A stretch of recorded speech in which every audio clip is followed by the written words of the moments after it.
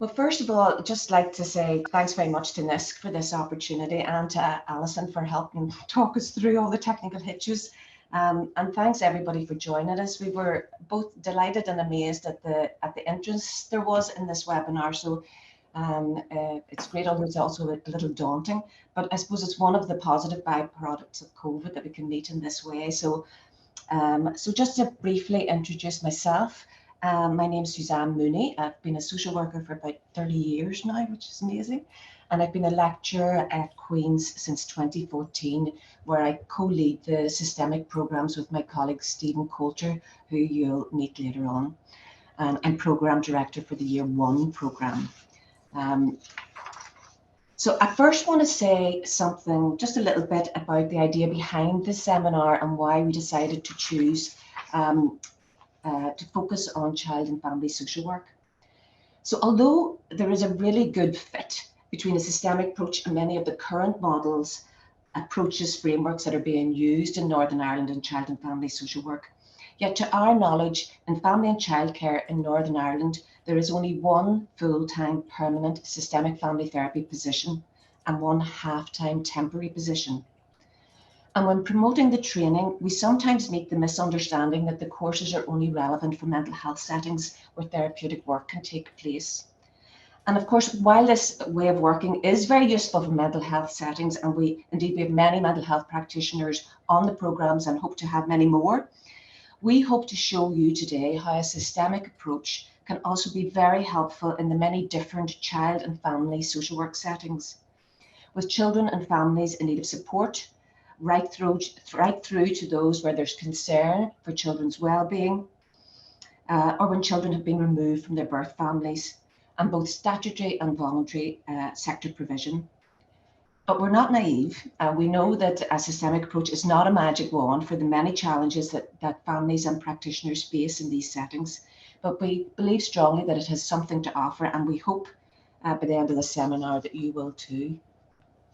So this is what we've got for you today, which we hope is a really interesting lunchtime webinar. So we have a range of presentations to showcase how this approach can be used in different settings. And we're absolutely delighted that we have practitioners from across Northern Ireland to share with you the difference that they believe it has made to their practice in different roles. So my job is to kick us off, to make sure we're all on the same page, just briefly outlining the key ideas underpinning a systemic approach. And then this will be followed by two presentations from practice. So we've got Megan Quinn from the Belfast Trust, who will be speaking primarily about her work in Gateway. We've got Tara Murphy from the Southern Trust, who provides post-adoption support to individuals and families. My colleague Stephen will pick this up then and look at what's the evidence behind a systemic approach. We'll then hear from Karen Bowd from the South Eastern Trust about her work in residential childcare. And finally, we're going to end with Jennifer Mckinney, who is that one permanent full-time family therapist located in the Western Trust and a clinical lecturer on the systemic programs at Queen's. We'll do our very best to keep to time, and we really hope that you can stay with us for the whole of the seminar. If you have questions or comments, please put them in the chat and we'll do our best to pick up on those as we go along. And we're very happy to be contacted after the seminar by email, so please do get in touch. We're interested in feedback. Okay, so a systemic approach seeks to maximize therapeutic benefit for children and families in our everyday practice as social workers in different settings, whether that's undertaking assessments, to understand what's happening in families' lives, that's brought them in touch with services, make decisions about how best to intervene, do life story work to help children understand their histories, write reports, liaise with colleagues, what I sometimes refer to as the small T therapeutic work in our everyday practices as social workers, right through to undertaking more formal therapeutic work, capital T therapy, with individuals or families with particular challenges where a discrete therapeutic intervention is required. So a systemic approach encompasses many different ways of intervening, not simply formal therapy. And you'll hear later from practitioners about how they use the different levels of training from their initial years with systemic practice, years 1 and years 2, right through to qualifying level training as a systemic psychotherapist, years 3 and years 4. So as many of you will know, a systemic approach emerged from the development of family therapy as a distinct therapeutic modality, which seeks to, in short, help people in close relationships to better understand and support each other by supporting them to talk safely about difficult times and experiences in a way that allows family members to feel heard, understand each other's experiences, appreciate each other's needs, build on strengths, and for some sort of useful change to emerge. So while this quotation refers directly to family therapy, this is also essentially at the heart of all systemic interventions, where we're always trying to talk usefully and purposefully about the tough stuff with the people that matter and help strengthen those relationships where possible. But a systemic approach is not just about working with families or formal family therapy. It's not simply a question of how many people are present. It's a theoretical framework which informs what the practitioner does in our efforts to create change. So just want to highlight that a systemic approach incorporates direct work with individual children, direct work with individual parents or other caregivers like foster carers, direct work with the family or bits of a family when it is safe to do so, and importantly also indirect work with the professional network, facilitating consultation, reflective practice, group supervision. So I want to briefly clarify some underpinning key principles and terminologies, and to start with that very important and value-laden term, family, which I've put in inverted commas. So this is what the Association of Family Therapy says. The family therapists understand that different people have different ideas about what family means. So family is used to describe any group of people who care about each other and call themselves a family, as well as parents and children of all ages. They may also involve grandparents, brothers, sisters, uncles, aunts, cousins, friends, neighbours, carers, and other professionals. They try to include whoever is important to the family. So we're thinking here in terms of network. We're thinking about birth parents and family, but we're also thinking beyond birth family. And for some of the children and families involved with services, social workers can be a very important part of that network. So in systemic literature, there is an acute awareness that families come in many different shapes and sizes. There is no romanticized view of what an ideal family looks like. Rather, we are always keen to know who are the important people in this child's life or in this parent's life. Those we see and know of, those we don't, as this network is viewed as a critical resource, a potential community of supporters in a person's life. But instead of being a family, much more emphasis is put on doing family or family practices. And there's a consciousness that all families do family differently, often influenced by our own experiences of how family was done when we were children ourselves, or influenced by our community or culture, or by our social circumstances, that can make doing family harder if there's lots of other stressors. So we're thinking about and inquiring into how do these parents do mum or do dad? How do they do love in this family or do safety, encouragement? How do they do arguing? How do they do making up? Do they do making up? What has influenced them to do family in this way? And what way would they like to do it? So we're very interested in each family's unique interactional dynamics. So taking this broader definition of family, a key principle of a systemic approach is that families are important. That network of in-close people that children live with. So I like this image of the People's Towers in Catalonia, Spain. I think it's a useful analogy to sort of illustrate our need as human beings, particularly as children and young people, but also as adults, for safe, trustworthy, joined up relationships. Not just one, but lots of them, to help us thrive and reach our potential and to catch us when we fall. So in systemic thinking, no child or person is an island, and it takes a village to raise a child, with everyone in that network, including parents, needing help and support at times to be the best they can be. And the more stressors in a parent or a family's life, the more help that may be needed. Okay, so I don't think any of you would probably disagree with this, but what happens then in child and family social work, where perhaps parents or their behaviours are part of the problem, where there's abuse or neglect or other ways that children's well-being and development is compromised? So it's easy in this context for us to forget that parents and families are important. And yet, when children still live with their families, their parents or other key adults are the people who are there when they get up in the morning and when they go to bed at night. So if there is any resource present in these relationships, we want to maximize it. And if parental responses or behaviours heighten children's vulnerability or distress or risk, we want to get in close to see what's happening and do what we can to see if those responses can be altered. We want to use our relationship to support theirs, because these informal, in-close caregiving networks, whether that's birth family, extended family members, adoptive family, foster carers, are potentially lifelong connections. So even when children are removed from the care of their parents, we know that many maintain connections with family and often go back home when they leave. So while we as social workers can be a very important part of a child's network, and sometimes a very important person in a child's life for a period of time, often we will get new jobs, we will move on. So a systemic approach privileges working with those informal caregiving networks to strengthen those relationships where possible, as they are much more likely to be in that child's life in 1 year, 2 years, 5 years, 10 years, 20 years. And where there's resource, we want to support it.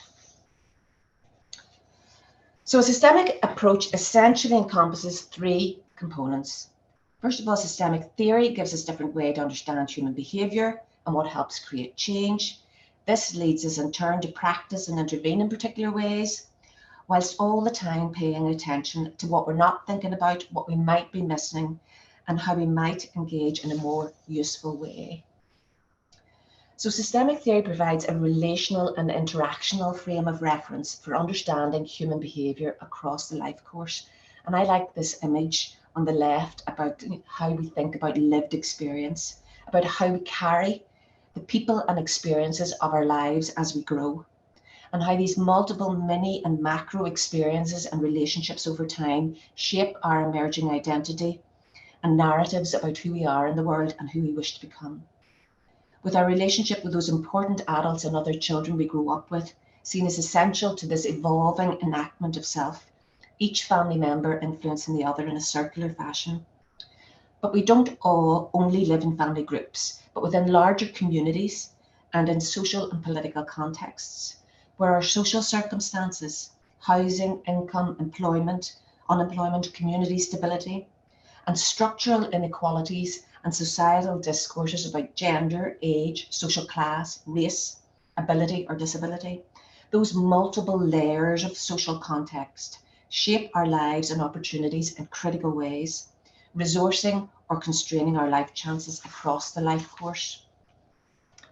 So a systemic approach pays really close attention to each person's unique and multiple social identities, including our own, exploring how these impact our life experiences and our engagement with others, often offering inadvertent privilege and power to some, while leaving others vulnerable and marginalised. And these social differences can organise our social interactions, with a contemporary systemic approach placing great emphasis on the practitioner's capacity to be critically mindful of our own assumptions and pay attention to what is happening for us in the talking, so that we can use that awareness to become unstuck, shift our position and consider other possibilities. And we know that power differentials are particularly potent in child and family social work settings, where parents have rarely invited us in and where our presence is not always welcome. So where social workers are tasked with acting in the best interests of the child as the most vulnerable in the family system, while also recognising that parents are human too, and may themselves be struggling with a range of adverse life experiences. So a systemic relational stance seeks to offer a compassionate over time view of the individual experience, which, like the adverse childhood experiences research, moves from thinking about what's wrong with you to what happened to you. And when you start to think in these ways, it invites curiosity about people's lives. It moves from a single story about a family's life to consider the multiple family life stories that have brought them to this point. And then we can use our talking skills to explore those multiple stories from different perspectives, helping parents to consider their lives through different lenses and their hopes for themselves and their children. So like this Family Life Stories workbook, which was developed with the Southeastern Trust as part of their ACEs initiative to help practitioners talk with parents about difficult times when they were growing up. In systemic theory, curiosity is defined as a key therapeutic stance, which is much harder to practice than it sounds, as we all get stuck and make assumptions influenced by our own personal and professional lived experience, maybe similar cases that we've worked with before, or our own prejudice or bias or values. So viewing service users as being in some sort of relationship with the problems in their lives helps us stay curious and avoids the danger that there is a single explanation or a single story that explains everything. Knowing, for example, that most parents do not start out wanting to become addicted to substances or neglectful of their children's care. But talking isn't easy, and particularly in child and family social work, where we are faced with some of the most challenging human experiences, where people may worry about being judged, and of course, as social workers, we are tasked with informing good determinations. And sometimes, even if not expressed, parents may be judging themselves, carrying shame and perhaps misplaced responsibility for experiences in their childhood or adulthood. Or maybe they did some things that they're not proud of. So inadvertently, talking about adversity and trauma can re-stigmatize children and parents, can exacerbate power differentials, and reduce the likelihood of people wanting to engage with services. So as social workers, knowing what to speak of and how demands due care and attention. So a lot of store is placed on how we use our practice skills, the questions we ask and our responses that allow people to reconsider the constraining aspects of their lives, creating opportunities to make connections across time and opening up the possibility for non-shaming interactions, recovery, and hopefully change, with small changes potentially leading to bigger changes, making a real difference in children's lives. So we need to think really carefully about how we do the talking, and in some circumstances using mapping techniques such as genograms and ecomaps, when done with a child or with a parent, can help us talk purposefully together about who are the important people in their lives and what was it like growing up in their house. Our timelines can help explore important life experiences and transitions over time, the good times and the tough times, to reconsider how past experience may be connected to current behaviours, when perhaps alcohol or violence first entered their lives, how behaviours that might have been in some way helpful in the past, perhaps helping cope with challenging experiences, got such a grip. But as social workers, we're not just interested in understanding how past connects to present. We're in the business of change and what helps bring that about. So we're also thinking about the future and what needs to happen to allow people to reach for a more hopeful future for themselves and for their children. So I want to finish on the idea that everything we do in a relationship either strengthens it or weakens it. The question, therefore, is which relationships do we want to strengthen and how do we do that? And it's our contention that a systemic approach can help us here in the challenging and rewarding role that is child and family social work. So that's me, and I'm going to stop sharing at this point and hopefully come back to you. Well, hopefully that's kicked us off. And I'm now going to welcome Megan Quinn from the Belfast Trust, and I'm going to pull up Megan's slides. Great. So sorry, I have to share again. Bear with me. Share. Okay, can you see Megan's slides? Yeah, thanks, Suzanne. Yes. Thanks very much, Suzanne. Hi, everybody. I'm Megan Quinn, and I am really pleased to be here to tell you a bit about how I use systemic practice in a family and childcare setting. So I am a social worker and I'm currently employed as a senior mental health practitioner for the crisis team within CAMHS, and I cover the Belfast and South Eastern Trust areas. I am a qualified systemic practitioner and I'm currently undergoing my final year as a trainee systemic psychotherapist. So my first slide is really about my professional background. I began my systemic training when I was a social worker in Gateway in the South Eastern Trust. I had been a Gateway social worker for about 5 or 6 years at the time. I had completed my consolidation or my specific award for PQ and part of my specialist award for my family group conference training. But what I was looking for was a course that would really develop me as a social worker in my everyday practice. I initially had some reservations about doing the course because I thought that it might be more therapeutic and not actually work with the high level of assessment and risk that was being undertaken in my daily work in Gateway. However, actually doing the foundation level and moving on to intermediate, I found that there was a significant enhancement in how I underwent my assessments within Gateway. And that brings me to my slide, systemic practice and assessment. When I was in family and childcare, assessments were constant in Gateway. They were daily occurrence, completing Unit and ACE questionnaires were being introduced as well. And there were some talk from staff that there was a lot of box ticking exercises in social work. And I'm sure he's all familiar with the old saying, more paperwork than people work. So systemic practice for me brought the people back to the center of the work and really viewing an assessment as an intervention in its own right. Systemic practice is underpinned with the idea that family consists of complex relationships, each of which are interlinked, and they all impact each other. And those relationships support a family system, and that system is functioning, whether it's deemed at any point to be functioning well or less well, or maybe a family are struggling well or struggling a bit much. And that's usually when social workers become involved. And my learning really helped me move away from that box ticking culture to embrace the idea of a narrative perspective and really placing value on the family story that's being told at that time and helping me think about the context of family over time, using tools such as genograms or timelines that generate so much information that would actually detail a full Unit assessment and helps identify risks and covers an ACE background, and as well as help identifying supports for the family in and outside of the home. So my next slide, I'm going to talk to you about a case vignette. An example from practice. When I was working in Gateway, there was a young family referred by the police following a domestic incident. The mother had recently moved when pregnant to live in the dad's hometown, about 30 miles away, and their baby was a few weeks old and both parents were in their early 20s.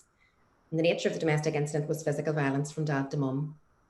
Now, previously, I might have been singularly focused on the incident and historical incidents of a similar nature. My assessment would have been really specific to the domestic violence risk assessment matrix, given my knowledge on risk factors and my practice experience. But by taking a systemic approach, I was able to look at things from a wider lens, as well as zooming in and bringing focus to the incident being reported. So this doesn't mean that I was not addressing the context and the detail of what had happened, but I was able to apply the systemic concept of curiosity about other things as well, such as how did they get on and how did they decide on the move? How were they finding parenthood? And how did they usually fight? How did they make up? And how did they react to getting pregnant and becoming parents? What were their support systems like? What were their relationships like with their parents and each other's parents and their friends? And how did they negotiate different parenting roles? All these types of things that I was interested in. And it was from this discussion that there was a narrative shared about emotional abuse and derogatory language from the dad to the mum, and disclosures really that this wasn't the first incident and there'd been assaults during pregnancy. However, this was the first incident when the baby present, and that's what had led mum to ring the police. So this was all still during an initial home visit, and all this information was really relevant for the risk assessment of the child, but it was undertaken in a way that promoted a positive working relationship, because I was asking the questions out of a position of curiosity, and I was interested in their family dynamics and their relationship. And I also used my existing knowledge and experience about similar presentations in relation to domestic abuse. So that brings me to my next slide, which is about risk and systemic practice. So my experience is systemic practice doesn't exclude or discount the existence of risk. It supports ways in which to assess risk and ways in which to talk about risk openly and safely. So I used it when I was a Gateway social worker at all levels, from family support to child protection to LAC. And you can really work systemically and still manage risk under your statutory duty. So systemic concepts help you think about risk, that it's more interactive than static. So like an assessment not being a one-off event, risk doesn't just exist in a vacuum, but does so within a context. And that makes it really helpful when working as a family and childcare social worker, because we aren't just looking at removing the risk, but actually supporting changes that's going to reduce the risk of it reoccurring as well. So a systemic approach to risk recognises that it's recursive between the child and the parents and the professionals. And by that, I mean that different people have different ideas on risk. And often it falls to the social worker to negotiate and educate around what could be risky between the children and the parents, and back to the different professionals working with the family, and often your senior. So for example, within this case study, lots of different people had different ideas on what was most risky. So my principal prac was really concerned about how isolated the mum was and the postnatal period and vulnerability of the newborn. I was really focused on and really organised by the disclosure of the verbal abuse and the derogatory language, because I was worried about the impact of coercive control on the mother being able to access supports moving forward. The father actually didn't view the verbal component and how they thought to be an issue, but he was really concerned about how he reacted to physical violence when under the influence of alcohol. And the mother, she didn't see the risk to her as severe as the risk to the baby if caught up in an altercation. So I had used this systemic principle of curiosity and a tentative rather than certain approach when asking questions around these issues. And I know that before I did this course, I would have been extremely, while sympathetic to the scenario, quite certain and offering really clear direction on what my views on the risk were. Whereas with the systemic approach, you open up conversation that enables families to think about, and more importantly, language the concept of risk, rather than having a professional place their language and their meaning onto them, which can sometimes close conversations down. And it means we were able to learn other aspects of what might add to the risk rather than dictate which was most risky. And it wasn't a hierarchy. So in this instance, it opened up conversations about alcohol and about the impact of verbal abuse and the impact of isolation and about different levels of violence and how we rate it.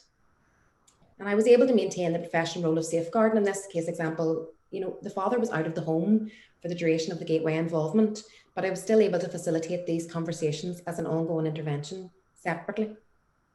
And that brings me to systemic practice and safety, because safety planning is key for social workers when they're assessing risk. And that too has only been enhanced by my systemic practice learning. It was very much a joint approach between myself and the parents, sharing aspects of the risk and of family life that we wanted to manage and to protect. And that in turn really encouraged and promoted genuine collaboration rather than what sometimes can be tokenistic co-production. So by encouraging these open conversations about risk, the professional relationship can lead to a bit more transparency, because these parents began to see each other again after bail was lifted. And in other instances that I've experienced where the relationship between social workers and the family have been quite directive, parents haven't disclosed when they've reconciled. And as social workers, we've had suspicions and concerns around this, and the risk is really difficult to manage for the children. Whereas in this case, we were able to support conversations in how did they hope to parent, and how, if they wanted to reconcile, did they think that would look, and what were their fears and hopes around their baby and their relationship and the wider family influence, and how did they expect to work with social workers moving forward.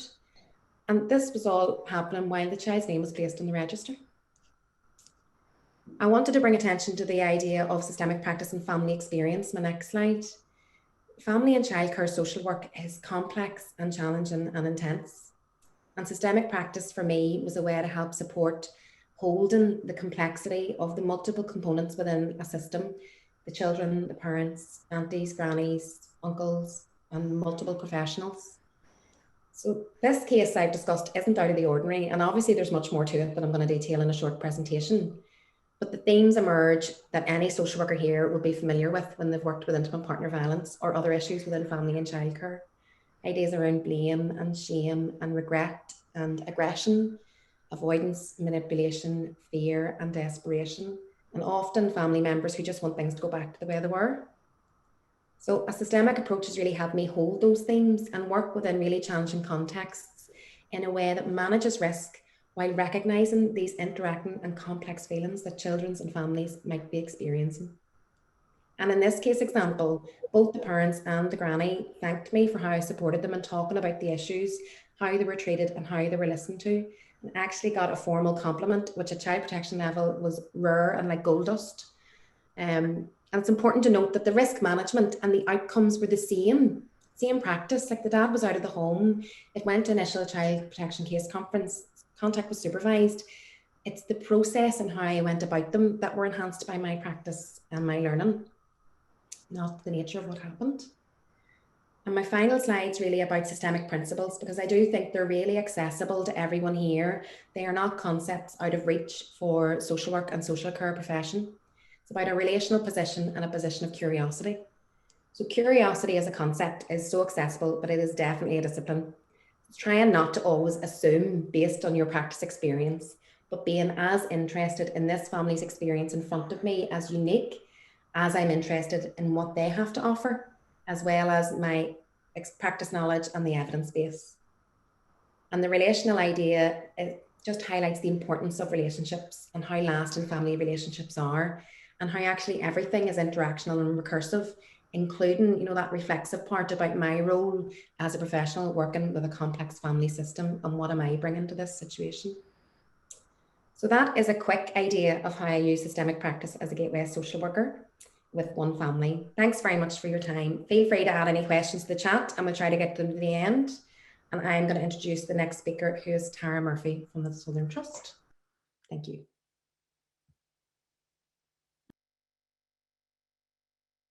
Thank you, Megan.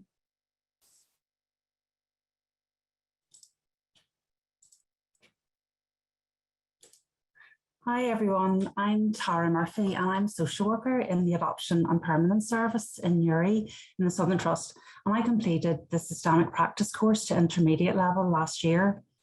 So I work predominantly in the area of post-adoption support, and all the children that are placed for adoption have experienced significant trauma and loss, and we would see many of these children going on to have enduring psychological and behavioural issues across their lifespans. So, for example, many of our families experience child-to-parent aggression and violence, which is a particularly challenging part of our job to support families who are experiencing this really complex problem. So before I started the course, I would have felt increasingly, I suppose, at a loss as to how best to support these multi-stress families. And very often I would have focused on the parenting as being the cause of the problems. And quite often parents would have disengaged from me, and I would have experienced them as being resistant or difficult and just felt stuck. So early on in foundation year, I started to hear concepts like taking a non-expert approach, working collaboratively with service users, walking alongside them, and viewing clients as experts in their own lives. And this really made me think about the parents who had disengaged from me previously, that maybe they felt I had been viewing them as a problem. And you know, this was a real turning point for me. I really connected with these concepts, and I decided at that point, you know, that I wanted to work more collaboratively. So I was hooked in after that.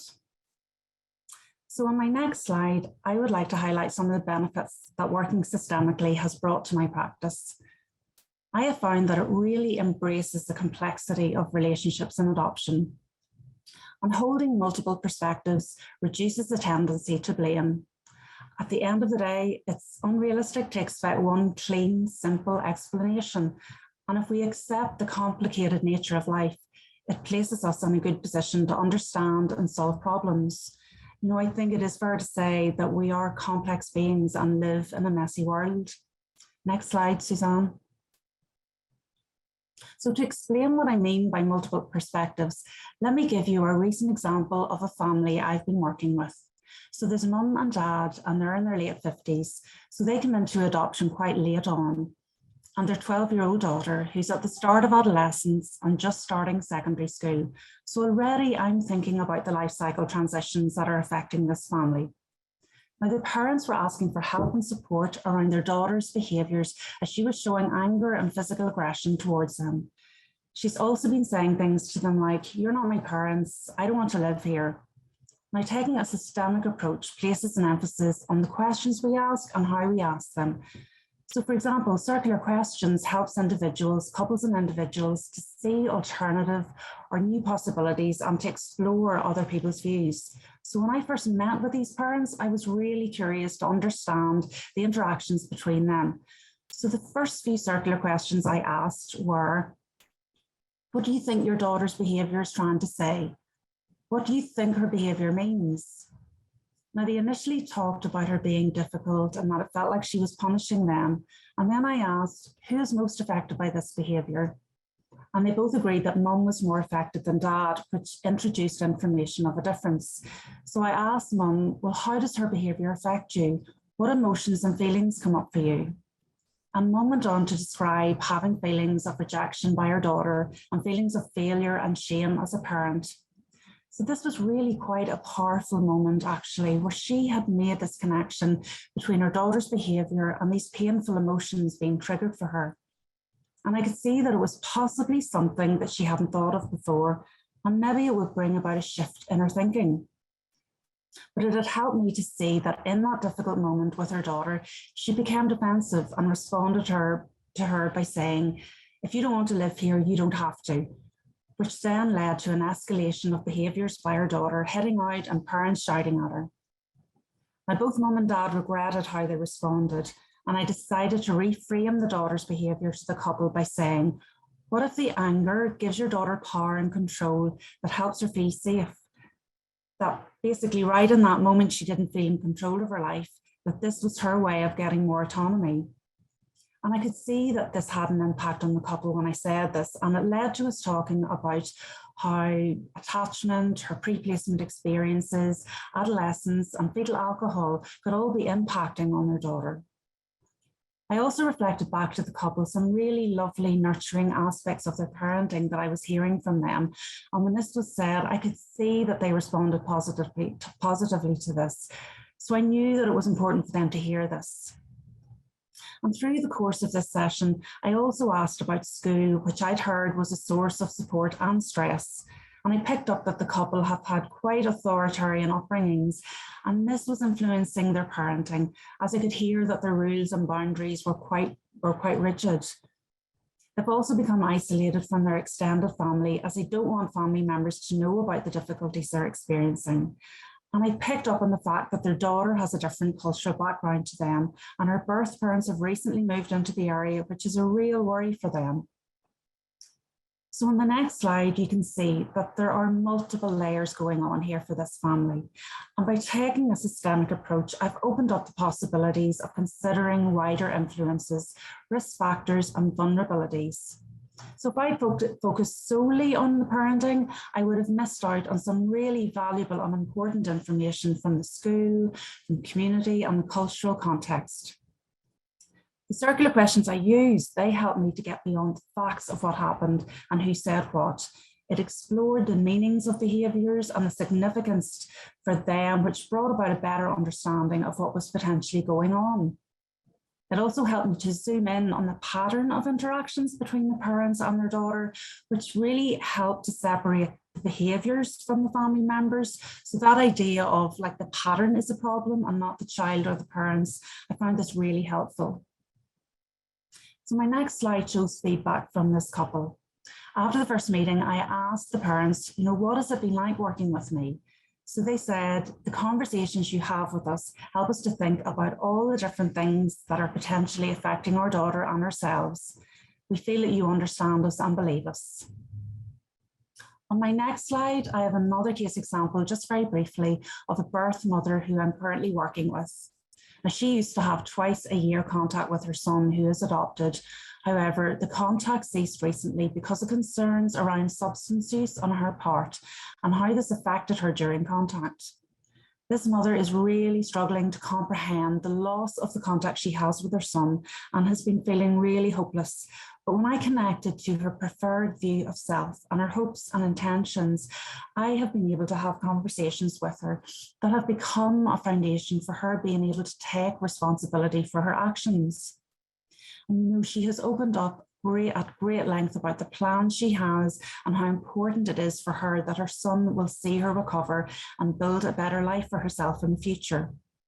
So I've asked her questions about the small steps she can take that will help her to achieve her dreams of a better life, and who are the people that will support her in that process.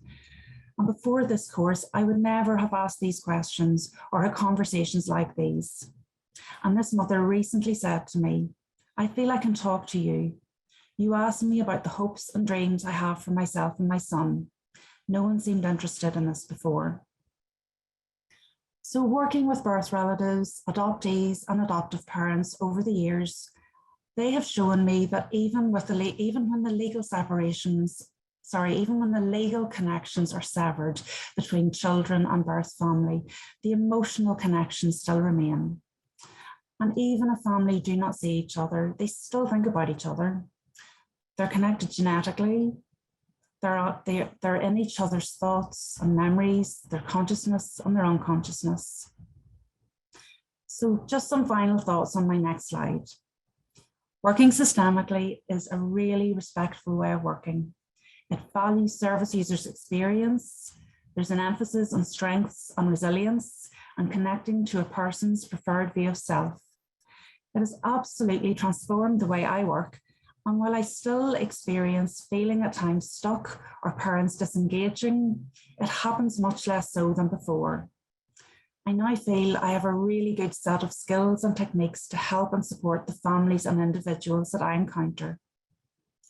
So on my last slide, I came across this quote recently by Helen Bonnick, which I feel just resonates with this idea of blame and complexity that I was talking about earlier. By refusing to apportion blame is to acknowledge there are more complicated and complex histories, more complicated and complex environments, more complicated and complex dynamics and relationships than first might be the case. Thank you so much for listening, and I'm now going to pass you over to Stephen Coulter from Queen's University.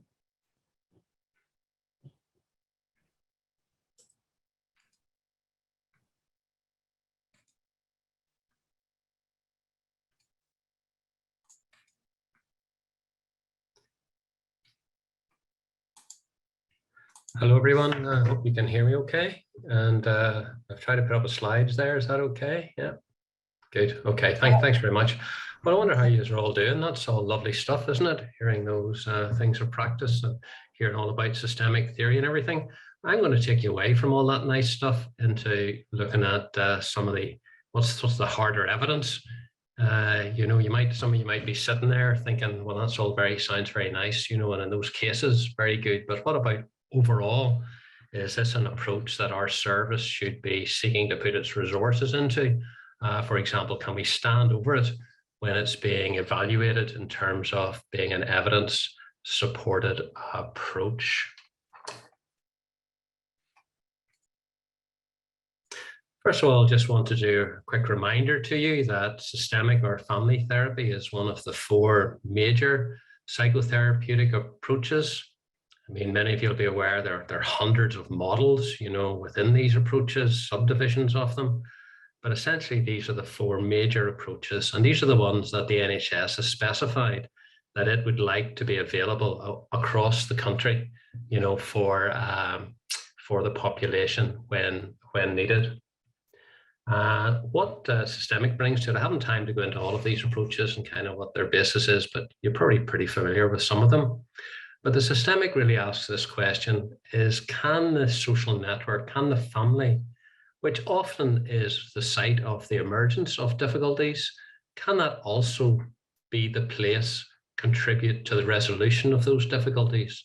So rather than taking people away from their network and trying to treat them separately, they're saying is, can we, if you like, treat the family system in a way which helps to resolve the difficulties? That would probably be the unique contribution from the systemic or family therapy approach. Okay, so here we go. Here's a meta-analysis, Shodish and Baldwin, 2003. And they found quite significant effect sizes. In effect, it was a meta-analysis here, as you can read. And these effect sizes are quite significant, 0.65 at the end of the intervention. And at 6 to 12 months afterwards, still an effect size of 0.52. And they summarized their review by saying, marriage and family therapy is now an empirically supported therapy in the plain English sense of the phrase. It clearly works both in general and for a variety of specific problems. What's, I think, noticeable in that is 2003. That's quite a late date. Obviously, a number of studies and these other smaller analyses, meta-analyses were being done, but it's quite late. And this is really to do with, I think, we contend that, systemic work creates change at a second order level. You're not essentially symptom focused. You're not looking at the symptom primarily and thinking, how can we reduce that symptom?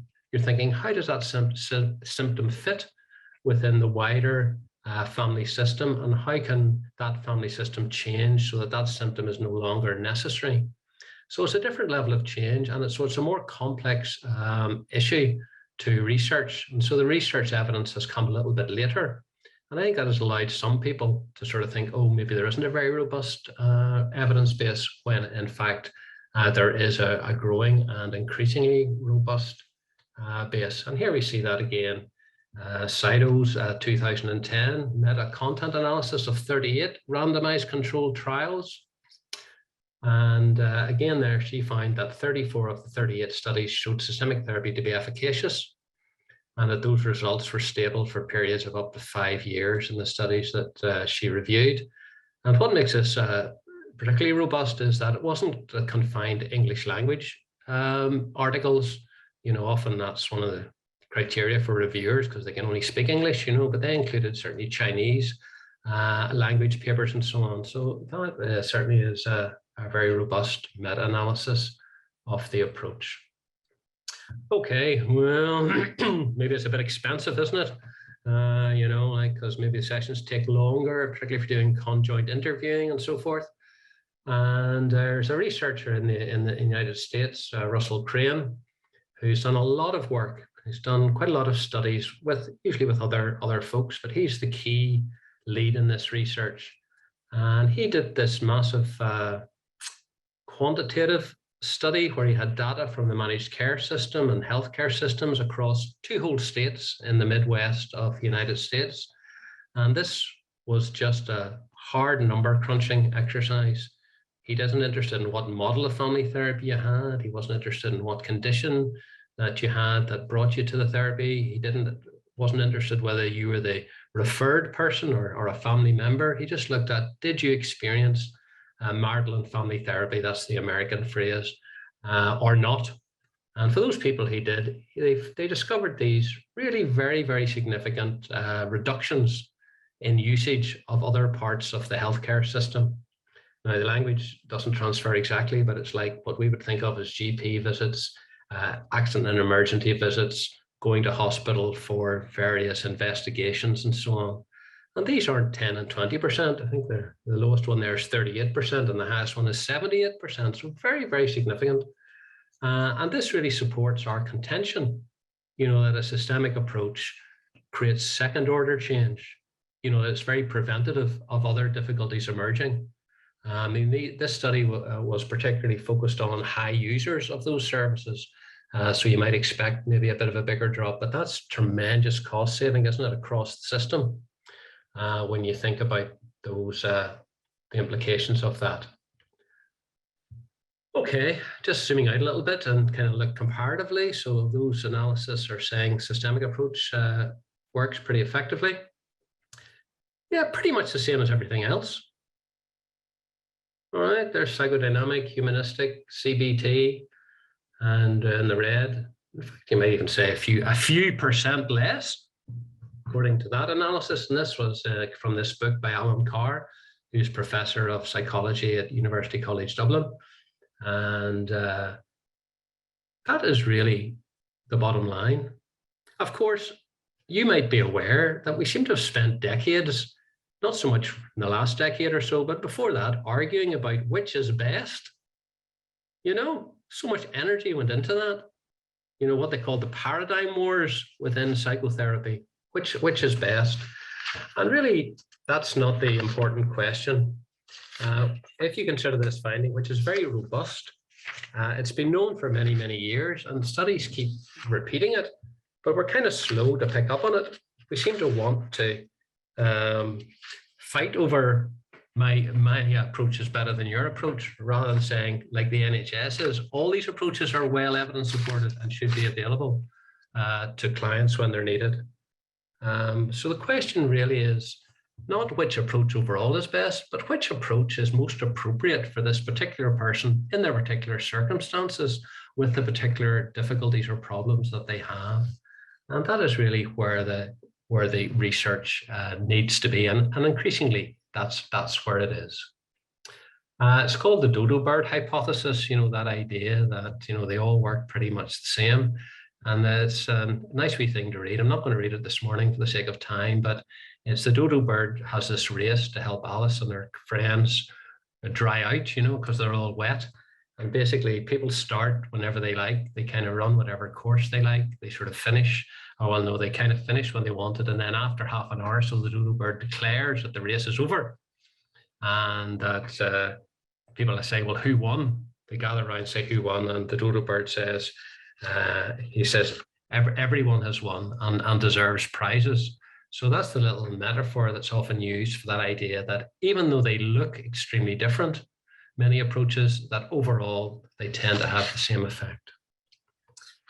Okay, so this is Alan Carr again, the writer of that book above. He also publishes about every 5 years a review of the evidence base for child-focused problems and adult-focused problems, and he publishes those in, I think, the Journal of Family Therapy, round about every 5 years or so. And I think this is still the most recent one, his 1919 review. And it looks here for child-focused problems: sleep, feeding, attachment problems in infancy, recovery from child abuse and neglect, conduct problems, emotional problems, eating disorders, somatic problems, first episode psychosis. And then the similar review for adult-focused problems, we have relationship distress, intimate partner violence, anxiety disorders, mood disorders, alcohol problems, adjustment to chronic physical illness. Now, he's not claiming that on its own. A systemic approach will do all of that, sometimes on its own, sometimes in combination as a multimodal treatment program in these areas. And I hope you would recognize that many of those difficulties, often multiple numbers of those difficulties, are very pertinent to child and family social work. Okay, so that's all maybe a little bit dated going backwards, but even if you look in the last year in the Journal of Family Therapy, here are studies and reviews about children and family-based out-of-home care, using systemic principles to design mental health and well-being services for looked after children and young people. Interesting one, I think, on working systemically with parents whose children have been placed in public care. And that's just a small sample from a quick review. So the evidence base continues and it moves forward incrementally. I want to switch now and just really highlight as well that systemic theory is really the underpinning theory for nearly all the contemporary relationship-based practice models in social work. You may think, well, if that's a surprise to you, why would that be? And I think it's not emphasized enough. I think it's because many of these models of work are kind of branded in a way, they're promoted as standalone interventions. And I think that sometimes means that the kind of theoretical underpinnings can be kind of minimized, but you can see that they're quite clearly there reclaiming social work. Literature says a systems approach forms the theoretical basis for reclaiming social work. For family group conference, literature again states it's an inherent systemic approach. And for science of safety, follows a systemic approach to change and problem solving. And there are others as well, think family, locally, building better futures, and indeed the frontline service in Britain, in England particularly, really it's focused very much on a systemic approach. So what about effectiveness in this context? And in order to illustrate that, I just want to mention the systemic unit model, which was adopted in a number of areas in England as a mechanism for implementing the reclaiming social work strategy there. And it created small teams with protected caseloads.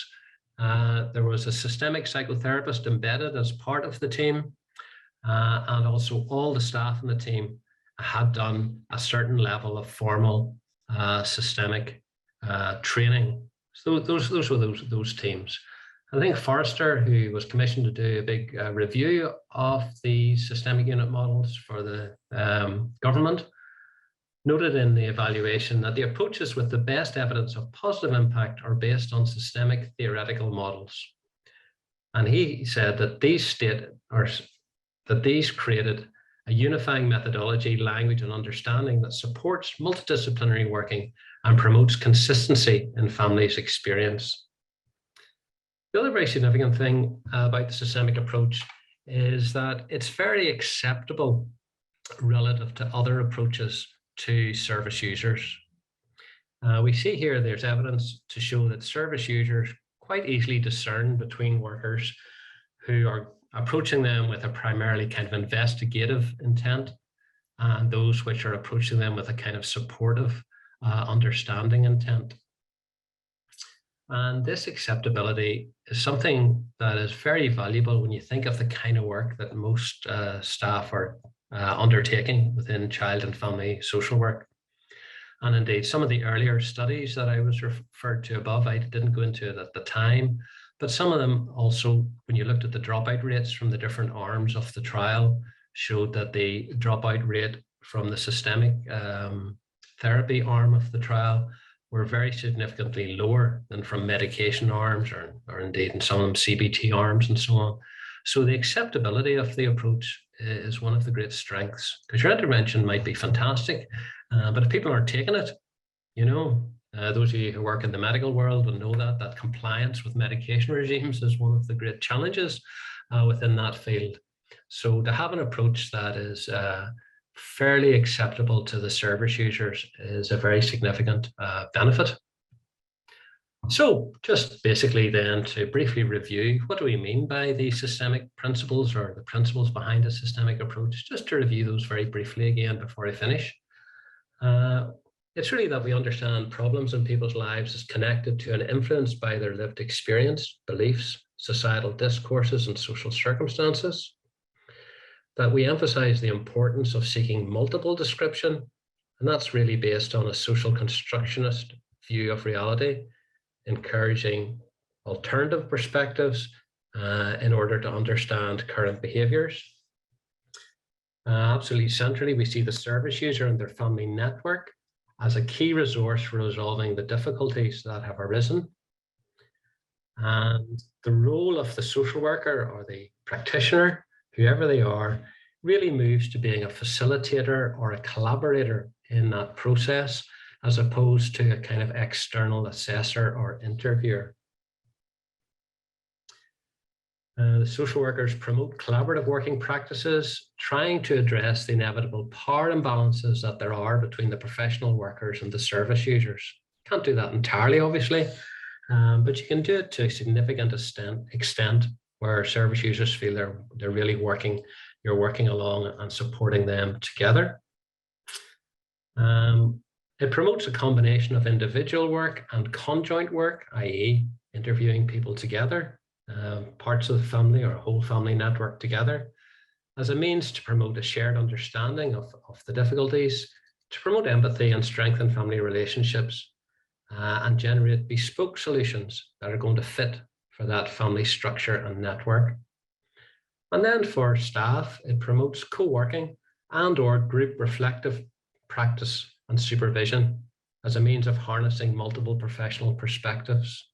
You know, this idea that one professional is going to have the whole picture here, you know, very useful as a resource and very supportive to workers. And workers find that quite freeing to, you know, from sometimes what they see as being burdened kind of on their feeling on their own with very difficult and multi-stressed family situations. If you want to read more about all of that, we published a paper in the British Journal of Social Work a couple of years ago and refer you to that if you're interested. And then these are the references for the various studies and papers that are mentioned on my part of the presentation, in case any of you wish to follow that up. So thank you very much for your attention. I want to pass you on now to Karen Bowd, who's going to talk about her systemic training and how that's influenced her work within the residential care sector. So thank you very much, and I pass you on to Karen.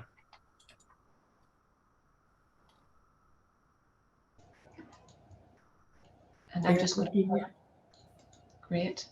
Sorry, I'm just pulling up Karen's slides. That's great. Thank you very much, Stephen. Hello, everyone. My name is Karen Bowd, and I'm a residential social worker based in a short-term children's home in the South Eastern Trust, where I have worked for 13 years. As a short-term home, our home is the first point of entry for young people entering the residential care system in the South Eastern Trust. I'm also employed by Action Mental Health, New Life Counselling, where I work as a systemic family therapist. So in my first slide, I'll explain that my experience when I first started working in residential childcare was that when a young person is admitted into care, there can be and usually are very strong narratives surrounding them. Narratives told by the family and by the professionals working with them. And those narratives can very quickly and easily be accepted and carried on within the residential environment. That these young people are beyond parental control and that they are the problem needing to be fixed.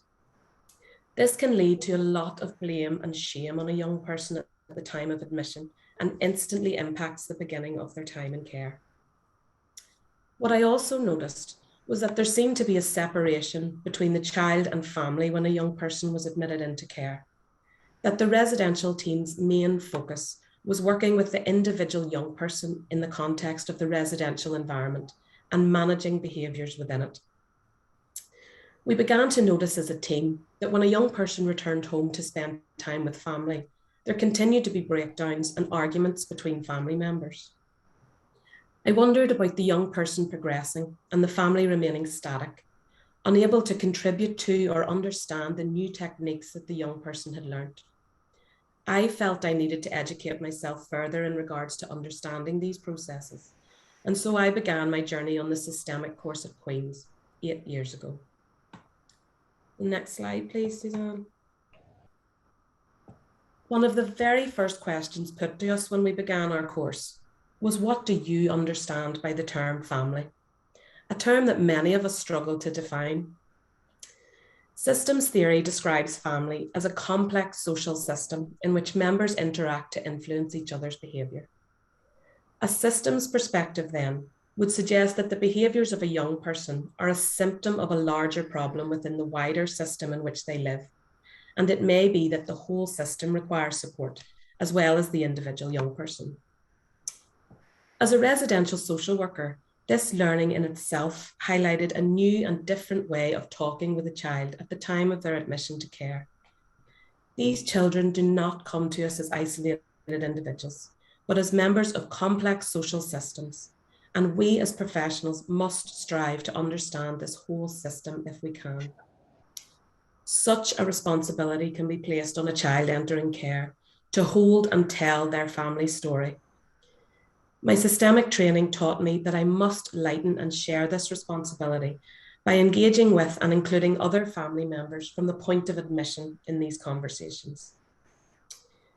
In my next slide, I explain a couple of the systemic techniques that I used in an attempt to introduce difference into family stories and begin safe conversations about what has been happening for these families that led to an admission to care.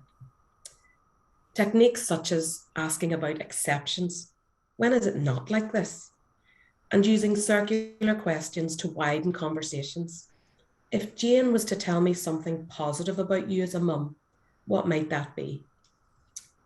These techniques can support family members to think differently about their relationships, rather than focus on the strong negative feelings that can surround an admission to care. My next slide, I talk about managing difficult behaviours within the residential environment. And we experience a lot of pain-based behaviours from young people. These can take the form of verbal and physical abuse, causing damage to property, misusing alcohol or substances, and self-harming, to name a few. Staff are trained in therapeutic crisis intervention, or TCI, which asks staff to consider 4 questions when supporting a young person in crisis. How am I feeling? What does the young person feel, need, or want? How is the environment impacting this young person? And how can I best respond? My systemic training further added to this and introduced techniques of how to respond. one of those techniques being reframing. This technique asks us to really consider what may be happening for this young person and to rename it. An example of this was when a young person in the home's time with her mum had been cancelled due to issues with transport. The behaviour we observed was screaming, smashing items within the home and kicking doors. This behaviour could easily have been described as aggression, anger, or kicking off. But I took a moment to really try and understand what she might be feeling and then voiced this. I know that you are really hurting right now. This reframing of the behaviours immediately changed the meaning for this young person, and she began to cry. An opportunity was created for us to sit and talk about why she had been so hurt by the change of circumstances, bringing new information that I had not been aware of to light. As a systemic practitioner, I then opened up a conversation with mum via telephone, wondering what would happen within their own home if this situation was to occur. Instead of shouting, as mum stated she usually would, I wondered, could mum try something different so that she and her daughter could talk about what was upsetting or troubling them in those moments. I also created new and different narratives with the team in handover, in written reports, and when updating other professionals. This is an example of how introducing difference can have an impact when managing crisis. However, as residential social workers, we are in the privileged position to spend so much time with young people in the context of the home that we can find therapeutic benefit in so many of our relationships and conversations. As I progressed through my training and learned the importance of slowing conversation down and punctuating to explore meaning, I actually found myself noticing many missed opportunities for therapeutic conversation within the home. So in my next slide, I explain that as residential staff, we of course want to help young people, and systemic teaching within the course challenged me to think about how I help people and why. I ask you to take a short moment and consider your response to a young person stating, "My mummy doesn't love me."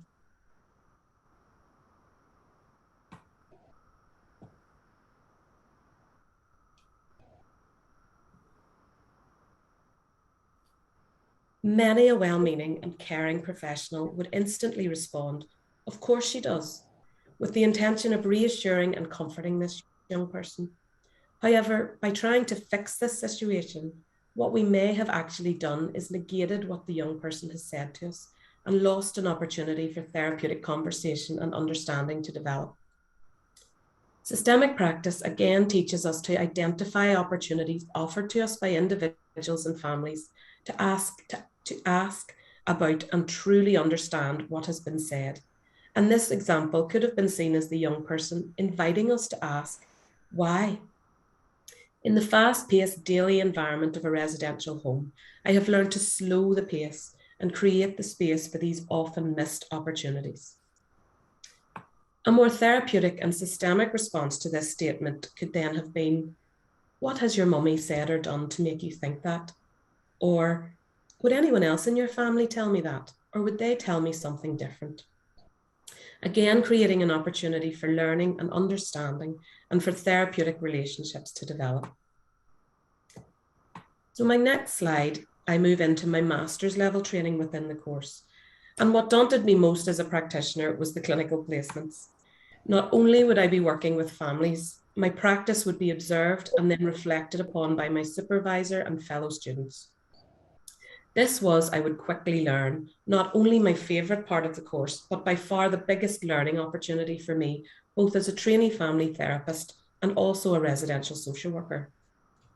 The experience of my practice being observed and then commented upon in a safe and curious way was so empowering and challenged me to further think about how I help people, what I notice and pay attention to within conversations, and what I might be afraid to ask about and why. I thought again about the unique position we are in as residential social workers, in that we observe each other's practice on a daily basis, and wondered how I could introduce aspects of the reflecting team safely back to the residential home environment. I sought opportunities within handovers, team meetings, consultations, and daily conversations within the office to highlight noticings about practice and to ask about the thinking behind practice styles. So often in residential, we move so quickly between interactions that staff may not pay attention to the things they have done well or what did not go so well. And I now recognise the strong value in giving this the time and attention it should be afforded.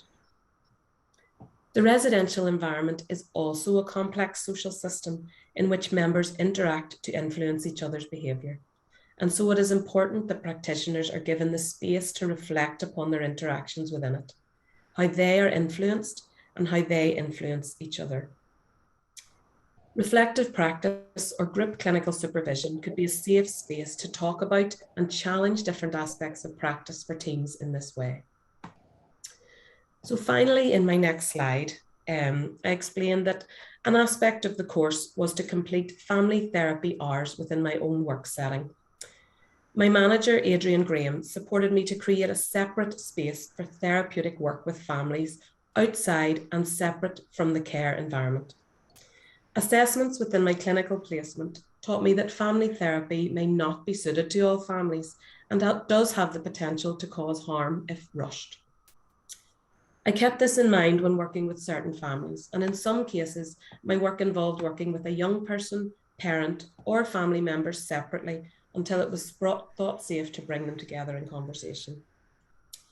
This opportunity was invaluable, both for the residential team, as I was able to bring back so much more information from the family members and my witnessing of the families' interactions, but also for the families who voiced that they felt listened to, that they had stronger relationships with residential staff, and that they were not as concerned coming up to big meetings as they felt understood and supported in their experiences. So in my final slide, as my training came to an end, what I had hoped to end the course was in the position and as a systemic family therapist and to look for a position practicing as such. But what I did not expect was the greater understanding and appreciation that developed for the position of a residential social worker and the therapeutic opportunities that arise within everyday practice within a children's home, for the young people, for the families we work with, and for the staff members. Thank you very much, everyone, for listening to my presentation today, and I am going to pass you over now to Jennifer Mckinney.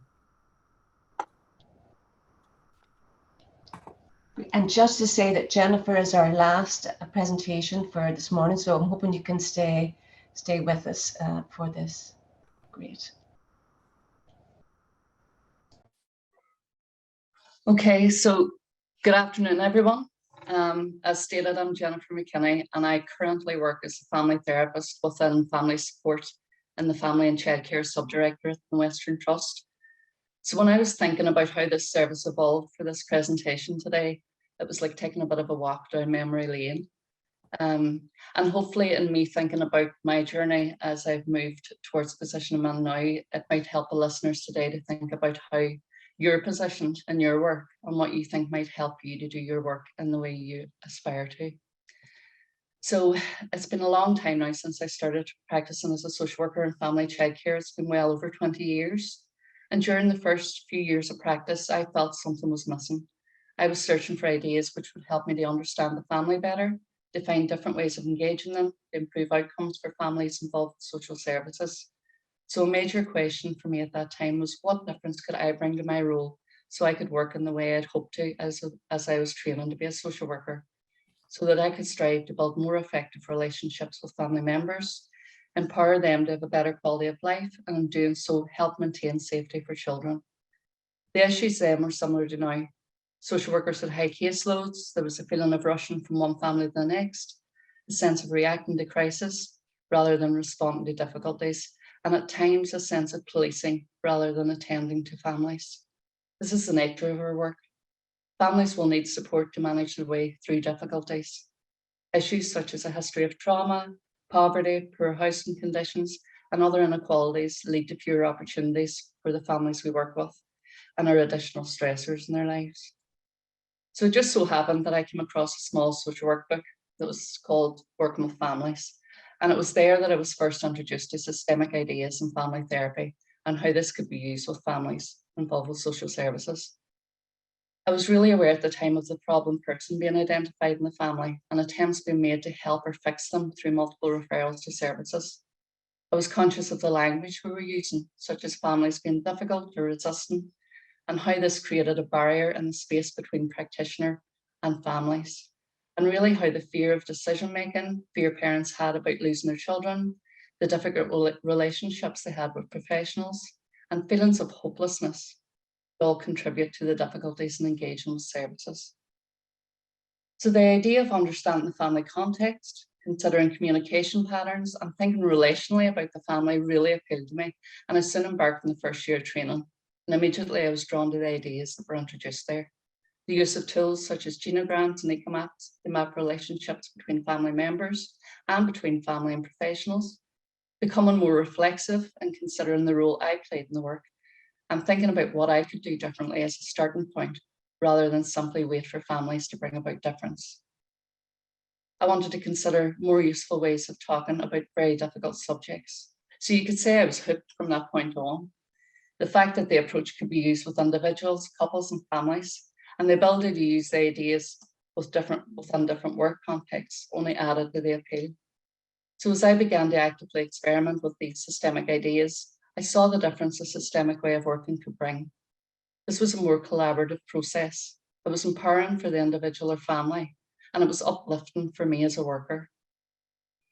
Following the completion of the initial training, I moved for a couple of years to work in CAMS, firstly as a specialist social worker for fostering, and then as a senior social worker. And here I had my first experience of working as part of a family therapy team.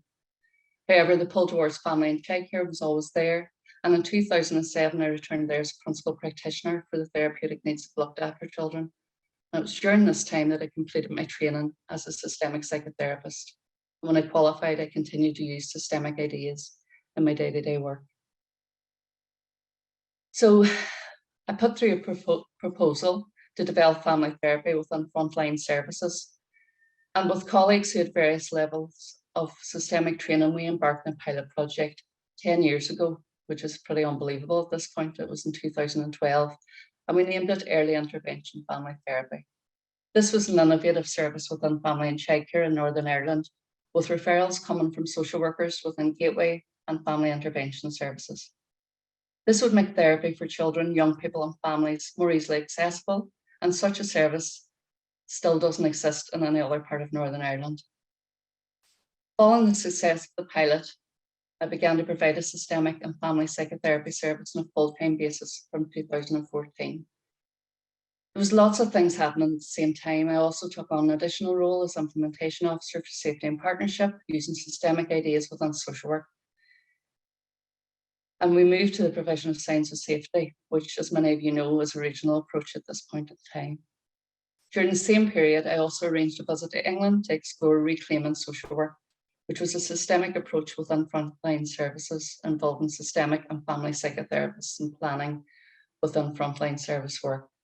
Representatives from all 5 trusts visited England, each bringing ideas back home with them that they could use within their programme of care. And it was there that the seeds were planted within the Western Trust to train social work staff in systemic ideas to assist them in their day-to-day work. And I'll talk a little more about this later. So during the last 10 years, the service has continuously developed. Systemic and family therapy is provided directly to families where they require family support and where children's names have been placed in the Child Protection Register. We also work with children and families where children are deemed to be in the age of care, where there's a risk of them becoming looked after children. We've also been involved in work to return children home, where this has been assessed part of the LAC review and care planning process. And in working with the family, we collaborate with them to help navigate their way through difficulties, offer multiple perspectives to the problem, co-creating multiple possibilities for moving forward, providing a safe space to talk and to understand where each other's coming from, and to help the family to work out ways to go forward together. At this point in time, we have 1.5 staff, so it's a very stretched resource. There's myself and Darren Askin, who has been seconded on a part-time basis to the family therapy service. In terms of our work, a lot of work is also carried out with parents, because many parents have also experienced a number of traumas in their life. And one of the effects of this can be a sense of disconnection in the family. Coping mechanisms can be used, such as alcohol or substances, which initially seem to help with coping, but then become part of the problem and are often symptoms of trauma. As family therapists, we bear witness to these lived experiences, providing a safe space to talk about these experiences that families have had. Family therapy helps them to identify the issues in their lives, identify triggers, see how these are impacting on their children and on their relationships with their children. This requires a specific way of working, and we've developed this over the years. A narrative therapist called David Epstein talked about the importance of treating people with compassion, not suspicion. This is important when working with shame and guilt, which is carried by the families we see. In taking this approach, it brings so much difference to the work. The difficult conversations are still had, the safety of the child is still paramount. Yet it is the engagement of the family in a compassionate process that enables them to open up more about their lived experiences. I suppose another way to sum this up can be done in the words of Maya Angelou, who stated, "People may forget what you said, they may forget what you did, but they'll never forget how you made them feel." So an example of some work that we do includes a family who experienced significant trauma following sudden deaths in the family. And this led to parental alcohol use by parents and by one of the young people in the family. The family had been to many services over the years, but nothing seemed to help and risks were increasing. As Dad said, I felt judged by everyone because of the alcohol use. I felt everyone was pointing at me and saying, "You're a bad father." Relating back to Stephen's presentation on the evidence base, this was probably more about finding a fit for the family, the service that would meet their particular needs. From remaining curious to the family's experience, finding out about the disconnection that had happened, how the family had changed, and the preferred future story for their family that they wanted, it was easier to understand the family context.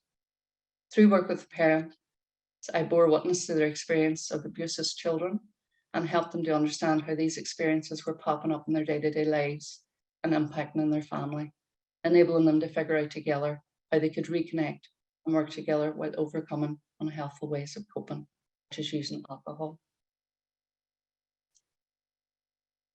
Another development was in collaborating with Queen's University and developing a satellite course for social workers within the Western Trust. In 2015, we had our first course in the postgraduate certificate in systemic thinking and family therapy. And to date, we have trained more than 60 practitioners in the foundation course in systemic practice. Another development has been the use of systemic consultations for staff, and this provides a different experience of consultation for them. The systemic idea of slowing things down to speed things up, the chance to develop reflexive practice, using systemic consultation to enhance the skill of the workers, including useful conversations to have, how to warm the context for the work, who the workers might talk to, and what they might talk about. Examples include helping workers identify how they are emotionally positioned in relation to the family and how this can influence the relationship between them. We use systemic frameworks to help them to navigate their way through the case, and we help professionals to talk together to ensure that people have shared goals and have a shared understanding of the family context. Within the service, we've developed a consultation framework for working with professionals, and we're in the process of writing this up. We also facilitate reflective practice groups with teams. An example of this is with the Family Response Service, whose role is to assist social workers with family difficulties. And this team is made up of family support workers and youth workers. It provides an opportunity to step back from the case, to pull information together, to understand what's happening for the family, to think about themes arising in the family, to think about what has been tried in the past and what has been more or less useful, because we don't want to repeat things that haven't worked in the past. It also provides emotional support for staff who are under pressure. They don't feel so isolated and they feel valued during the process. Within this reflective practice, I include systemic supervision for individuals and for teams. Systemic supervision can be provided for staff from any professional background. For individuals and teams, as a way to think about families and about what themes are emerging. And in addition to this, I provide a trainee clinic for trainees in the Queen's Masters in Systemic Psychotherapy. So our service continues to develop, and we're currently beginning to look at other ways of working that'll complement family therapy. And at the minute, we're beginning to pilot nonviolent resistance as an approach that complements family therapy. This approach helps us to work with families where there are concerns about safety for children and young people in the community, and also where there are concerns about the relationships between children and parents, where there's a struggle to put boundaries in place, and this often leads to arguments and serious incidents within the home.